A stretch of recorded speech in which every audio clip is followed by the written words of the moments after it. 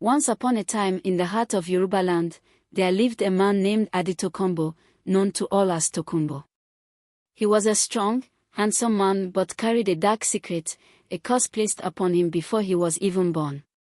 The curse was simple yet cruel: no happiness in love, no joy in family.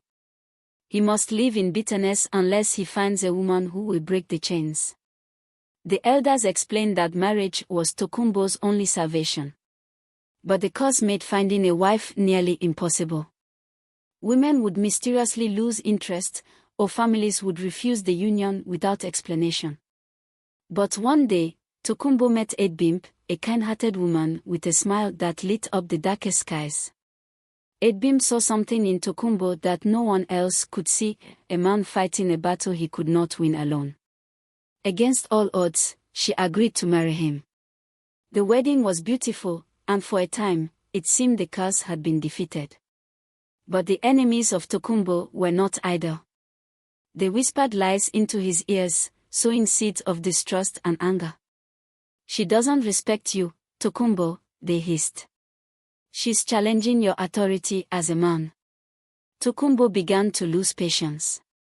The once happy home turned into a battlefield. One fateful evening, in a fit of anger, Tokunbo raised his hand to strike Adebimpe. The moment his hand made contact, thunder roared in the distance. The curse had returned, stronger than before. Tokunbo fell to the ground, tormented by a pain that seemed to come from within his very soul.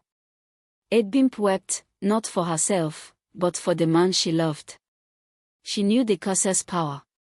She also knew its weakness. Every cursed man must beat his wife, the elders had said. But Adebimpe remembered their warning: every man that beats his wife is a cursed man.